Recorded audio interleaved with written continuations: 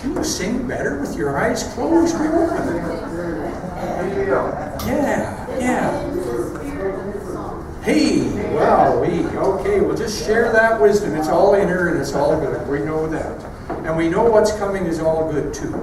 Didn't feel too much like spring out there, but we know that next week, did you realize next Sunday, we get to turn our clocks ahead. I just looked there. So, hey, if the clocks turn, spring must be right here. I mean, what could be wrong with that? But anyway, we're starting off a month called Rebirth.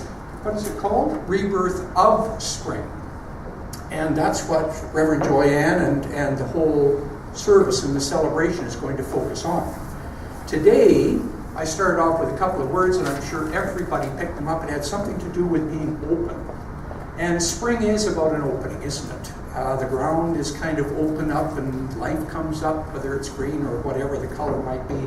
And also within us, same sort of thing. We open up to that inner beingness. And so Reverend Joyanne is going to talk about open mind and open heart. Sounds exciting. And then we'll probably have some wings because the wingman has returned from holiday. And we're delighted with that. And thank you to Heartbeat for starting us off. And with no more delay, I'll bring up Reverend Joyanne.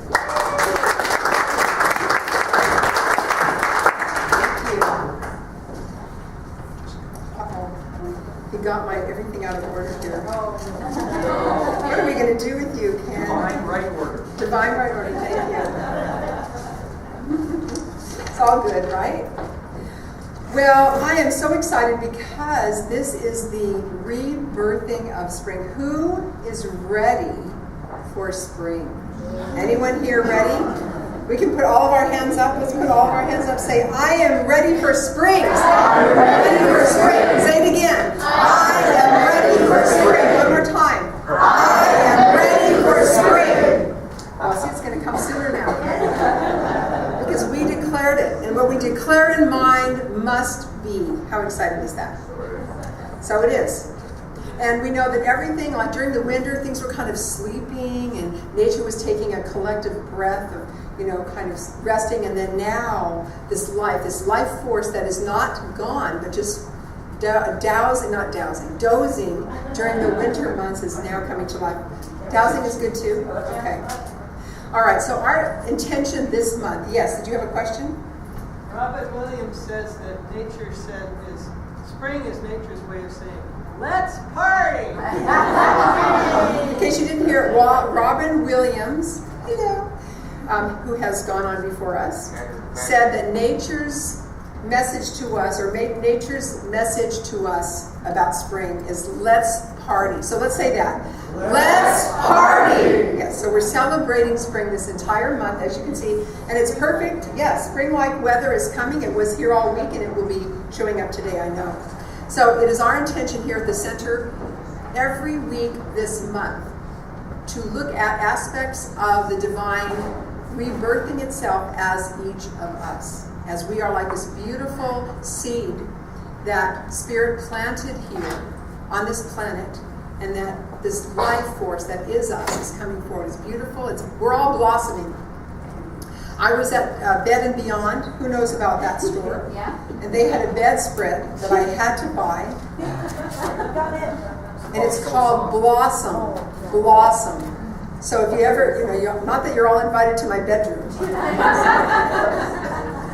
I'm just saying. So it's beautiful. It looks like it's this giant flower. It's all white, the bedspread, and then this giant flower is just blossoming. So every night when I crawl into my bed, I am blossoming in wonderful ways. So I love that.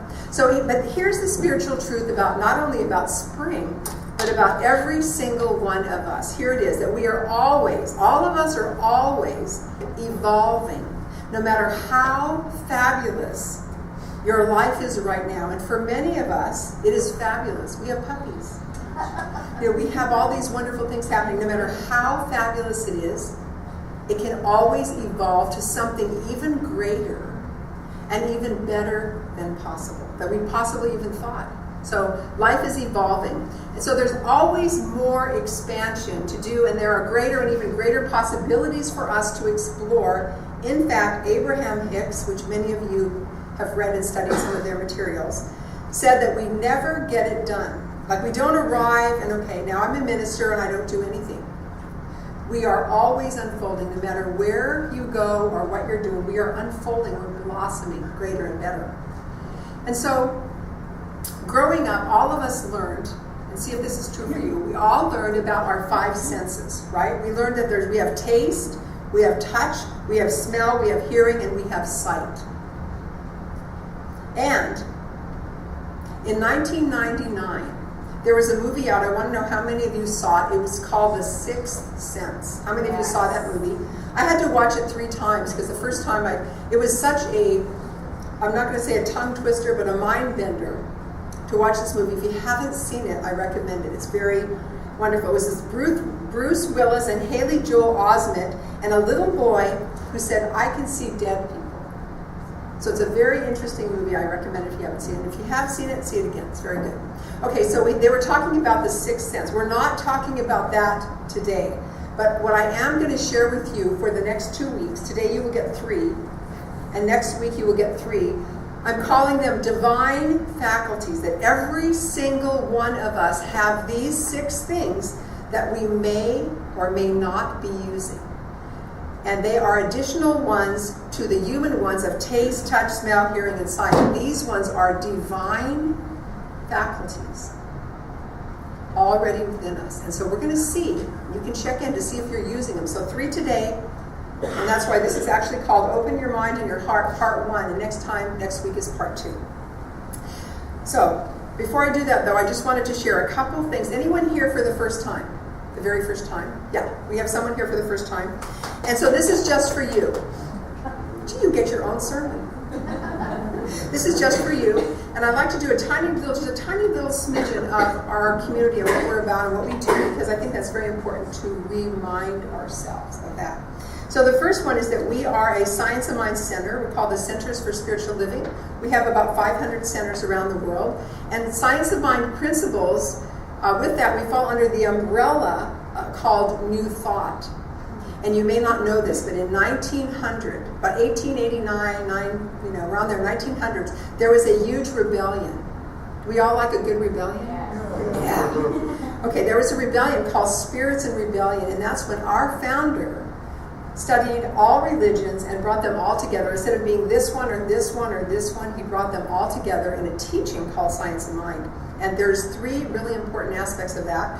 The first one is that every one of us, we create a personal, intimate, no intermediary necessary relationship with the divine, realizing that the highest, the infinite blessing of the divine, and Ernest Holmes says it this way, the highest God and the innermost God is one God.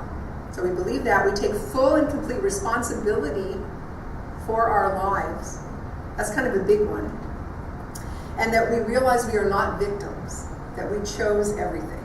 And finally, the third one, just for today, is to recognize not only our right, but our responsibility to be all that we can be. To be all that we can be. And since we are ever expanding, that means there's even more goodness and beauty and fun and joy and laughter and party time, thank you, for all of us to experience. It's all good. So there are 3 very powerful divine faculties that I'm going to share with you, and our reading kind of touched a little bit upon that. The first one, though, and see if you understand what this truly means. This is one of the most powerful divine faculties already in you. And I wonder, though, and I'll ask you, how many of you even use this? Albert Einstein, one of the great teachers, kind of the great thinkers. I mean, so many inventions he had. He said that this one thing is more powerful than knowledge. Does anyone know what it might be? What's more powerful than knowledge? Imagination. How many of you really understand the deep power of your imagination? Well, by the time I'm done sharing this, you will. You'll see how powerful it is. So I enjoy, as you all know, I enjoy looking at the meaning, the deeper meaning of words. What does it mean? Like, what is the original word of imagination? Well, it's 2 things. The first one is called the imago. Imagine, the original root word is imago, and what that means is this, and this is the perfect, you'll see why in a minute, the butterfly is up there. It means the natural shape or the picture of perfection. Imago is the natural shape or the picture of perfection, like a butterfly. And this has to do with insects and things, and if you look at the perfect specimen, it would be balanced on both sides, it would be, flying beautifully around like this butterfly. What does nation? Imagine, what does nation mean? Anyone know? It's not our country. Nation may surprise you. What the word means from the Latin is to be born. To be born. So if you put these two together, which I did for you, let me share. Our imagination is our power to birth the natural shape of things or the picture of perfection. That's what imagination means. We don't always use those. See if this is true. We don't always use our imagination the way that we could. Sometimes we use our imagination to scare ourselves, to terrorize ourselves. Let me give you a couple examples. Let's say you go in your basement and you find one termite. One termite, what are you going to say? Oh my God! You could use your imagination in many ways. You could say, oh, this is a very strange, what are you doing here? Out. You can have a lot of responses, right? What do? We terrorize ourselves. Here's another one. Let's see. Let's say you faint and you go to the doctor. And the doctor says, oh my God. And then you could have had a stroke. What do? We take our imagination and we scare ourselves. We give us the worst case scenario. So that is not how we want to use it though. Mark Twain, he said this, I love it. He said, I have been through some terrible things in my life, some of which actually happened. Some of which actually happened. So check in, just see if there's anywhere in your life where you are scaring yourself. Let's say you have a spot on your face, a brown spot, and you think, oh God, now I'm going to be covered with brown, I'm this age and I'm getting brown spot. I mean, we do this to ourselves, so we've got to stop already. Put yourself into a timeout and say, wait a minute, what if I imagine the best? This little spot is going to go away and it's nothing. This cough that showed up, it's nothing. I am perfect health. And I imagine myself, you see yourself that way, very powerful. Dr. Holmes put it this way, he said, the pent-up energy of life and the possibility of further human evolution work through our imagination and our will. And we'll get to the will in a few minutes. The pent-up energy, I like to use this as a metaphor. So imagine, you've all seen this, imagine that you're at a racetrack. How many of you have actually seen this? If you've been to one, don't tell me. It's okay if you did. So you're at the racetrack or you see it on TV. You see this horse, right? The horse is there with all this pent-up energy. He's ready to bolt out of the gate. When the bell rings, the gate opens, and the horse flies out of there like a bat from you-know-where, right? That horse is racing.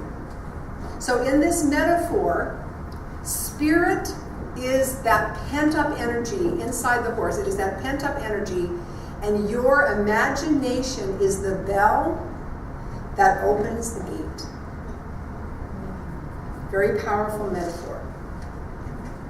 I want to give you a true story, how powerful your imagination is. You and I have the power to imagine, to use the power of our imagination within us, and it is a power that is virtually unlimited by this example. This is not just theology, this is not just a theory, this actually is true, this is a fact. At Harvard Medical School, the neuroscientist Alvaro Pascal Leon taught a group of students a little exercise on the piano. Da, da, da, da, da, da, da, da, da. He had to practice every day for a week, for an hour a day, every day for a week. They tracked their mental energy, you know how they can wire you up, and they saw at the end of a week the brains of those students made a brand new neural pathway. It created a neural pathway by doing this exercise. The second group came in. They did not practice on the piano. They only imagined. They used their imagination, and they only closed their eyes, da da da da da da da da, and they practiced in their mind. Same time, the scientists were stunned because those brains also created the same amount, the same exact amount of a brand new neural pathway. Isn't that amazing? This is a fact. In other words, they discovered that imagination can actually alter the physical structure and function of our brain. Imagine that. How powerful is that?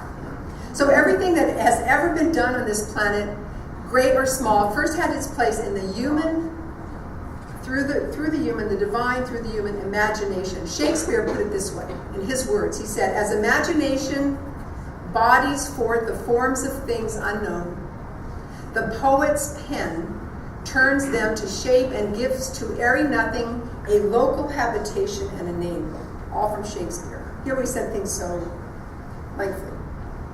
It is a fact that imagination takes hold, but there is no such thing as airy nothing.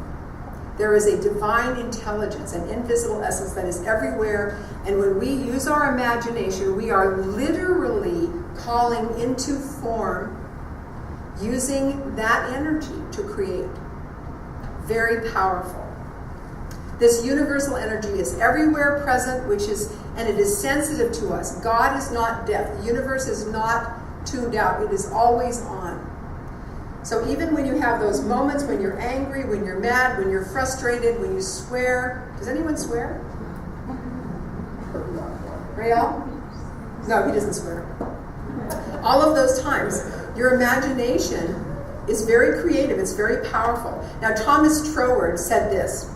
He said, having seen and felt the end, you have secured the means to the realization of that end. In other words, and this is from the 7 Habits of Highly Effective People, that when you imagine the result you want, let's say you're selling a house. Anyone here selling a house?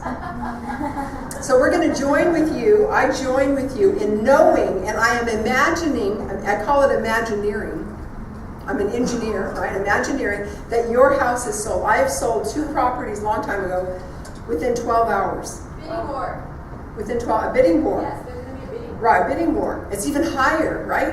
And I was just like, wow, this is so awesome. In your imagination. So right now, we're going to do this today in a little bit, and you can use your house. But all of you, I want to invite you to think of something that you would like to experience in your life, something that really gives you passion. I'll give you a couple examples. I would like to go on an Abraham cruise. Someone here was, I can't remember who it was, someone in our congregation had gone, but I want to go on this cruise. Oh, it was you. Thank you. Okay. So she did already what I want to do, so I'm going to go hang out with her. So imagine that, or I want to go down the Colorado River in a raft, and what they do is they take care of you, though. I mean, you get in a raft. You did that too? Boy, I have some catching up to do. Best ever. Yeah, the best ever. They cook your meals, they set up your bed, they do everything, but, like, it's great. Isn't that great? So imagine going on down a river on a raft that is the best raft trip in your life. Isn't that exciting? And I can use my imagination to think about the result of that. It's very powerful.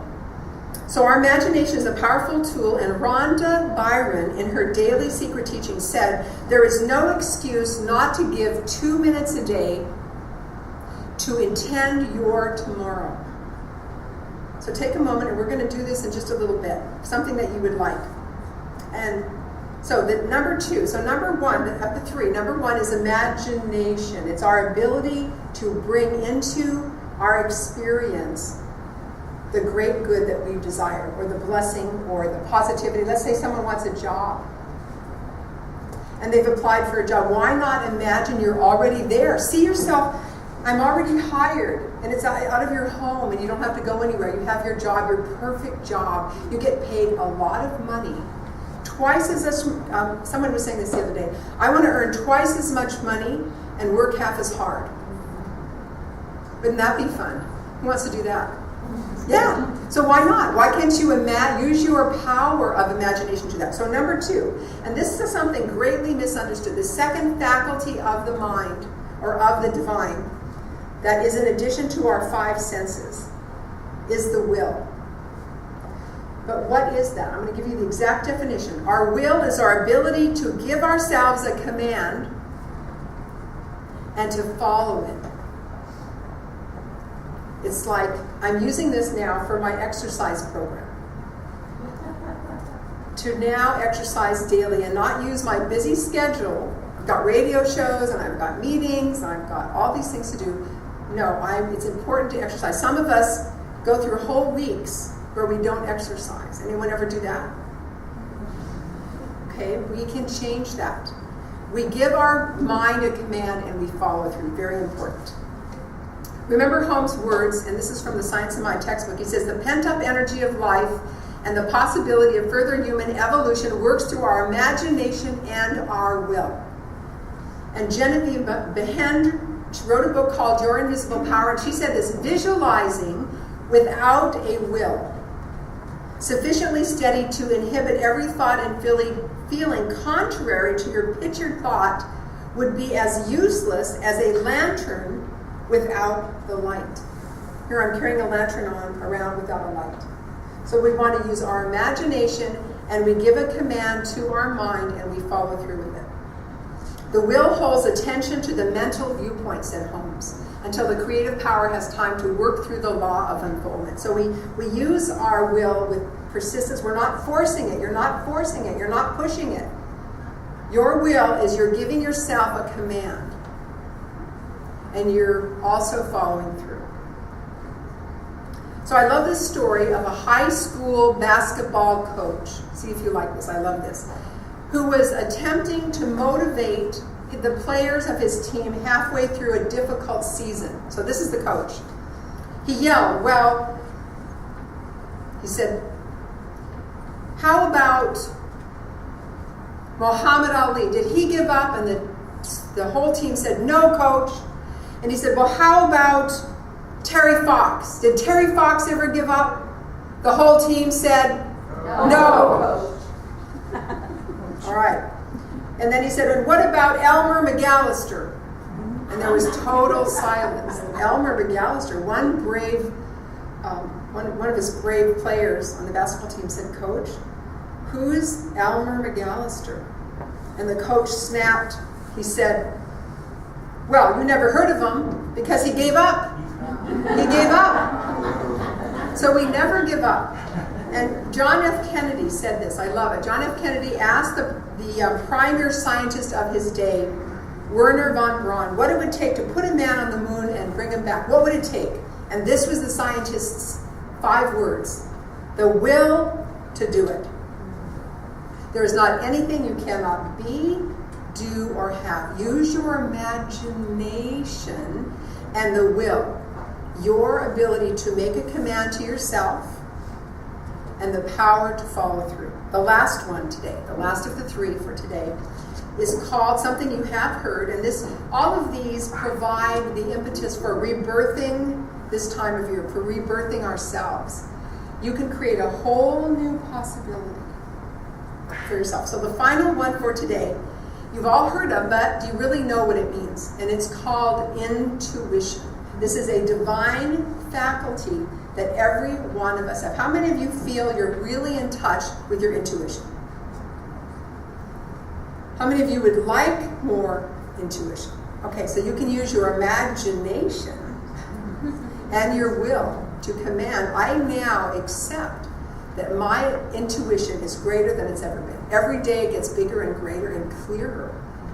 Okay, so this last one, this mental or divine faculty is our intuition, which is non-linear intelligence. It is our ability to have information and knowingness that drops in. Anyone ever going somewhere, you're driving down the street in your car, and you have this feeling that you should take a different route, and you find out that there was a big accident, and it would have slowed you up and you would have been late? That is intuition. There are people, countless people on this planet, who are going to get on an airplane And all these things happen in which they don't, and they say, okay, and their intuition is not to get on the airplane. Then the airplane crashes. This happened with many. We've had recently some airplane that crashed in the ocean. And this gentleman from another country was sharing on TV that something told him not to get on. And it dropped into the ocean, and he was the only survivor. We have intuition from Dr. Holmes and our founder saying that intuition is a divine intelligence communicating with us directly. Everyone has it. Some people seem to be more in tune, and the only difference between them and us, if we're not in tune, is practice. Practice listening. Praying is when we talk to God or the divine or essence, love, intelligence. 1 second. And meditation is when we listen. Yes? Pardon? Is the divine intelligence. Repeat. You want me to press the repeat button? Intuition is the divine intelligence. Right, okay. I don't remember what I said. You can watch it on YouTube. I'm just kidding. So divine, here we go. Divine intelligence communicating with us directly. Yeah, so intuition is the divine intelligence dropping in. It kind of drops in. It's not, well, sometimes it's a big drop in, like this. Let's say you're walking, I'm sure this has happened to you. You're walking down the street and you almost stepped on something. We won't say what something that you didn't want to step on. And the something, you don't even know why, but you looked down and went, oh, and you missed it, or you didn't fall, you caught yourself. There's probably thousands and thousands of things that we have been given. This is a direct communication of the divine to you. So we can tap in, tune in, and be ready for that. Intuition. So be a good steward of these ideas and know and listen. Anyone ever argue? What do you mean I should go down that street? I don't feel like going down that street. Anyone ever do that? Any do mud wrestling with the divine? I had it once as I was going out the door, and I saw my coat, and divine intuition said, take your coat. And my logic, my human stepped in and said, no, you don't need it. It's nice and sunny out. I froze my butt later because of what she Right. Yeah, so she didn't listen to her intuition. And it's in always big things, little things, in between things. At the store, you're at the store, buy this product because, and then they run out, they don't even make it anymore. So I've had that happen. So Earl Nightingale once said this. He said, great ideas are like slippery fish. If they are gaffed on the end of a pen, they swim away quickly, never to be seen again. So I would encourage you to listen, to write down. You can take notes. I keep a writing pad next to my meditation because as soon as I get quiet, I get all kinds of things start coming in about this, about that. I should do this. It's like the whole universe opens up. She's finally listening. She's finally quiet. And all kinds of things come pouring in. It's amazing. And you have that too. We all have that. We have these qualities. And while writing them down is important, we also want to follow through. So right now, I want you to close your eyes. We're going to have some music played. I want you to bring to mind one thing that you would like, and we're going to use all three of these divine faculties. I want you to think of one thing that you would like to manifest. It could be your job, your perfect mate, your perfect health, your perfect home, that the one you have is sold, the one you're going to buy is already yours. Use your imagination that it's done. You're there. Feel it. Visualize this dream of yours. This higher possibility.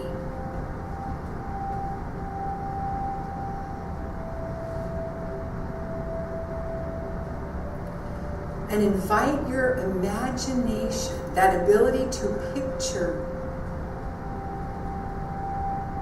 the result that you desire.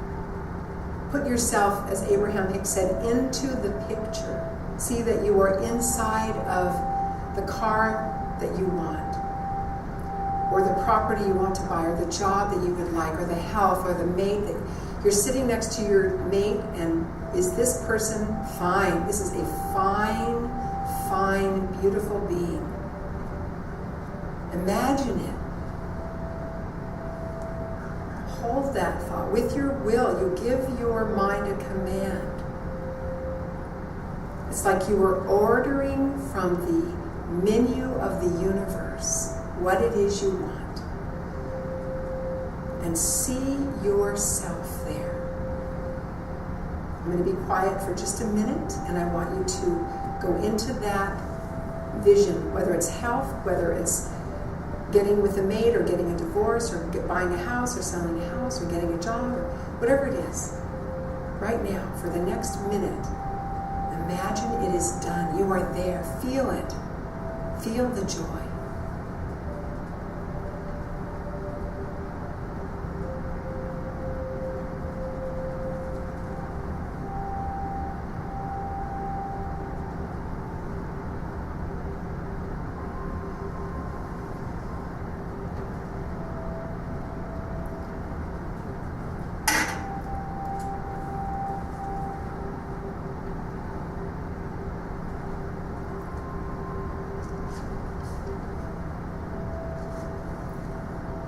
So with that, a beautiful dream, already an accomplished fact, I now invite you, using your divine will, that divine faculty of will, to command your mind to follow through.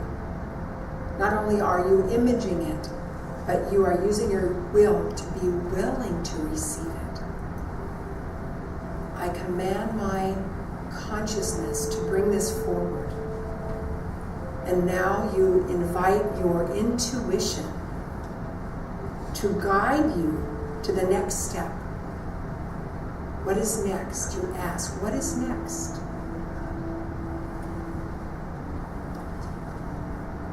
Using your imagination, your will, and your intuition, these divine faculties.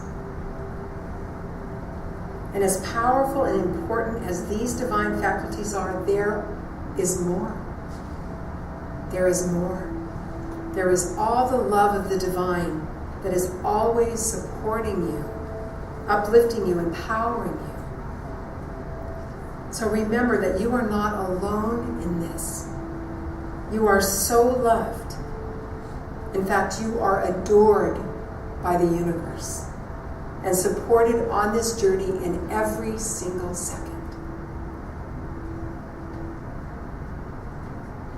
And so in gratitude, I just say thank you, thank you, thank you, Spirit. I just let it be.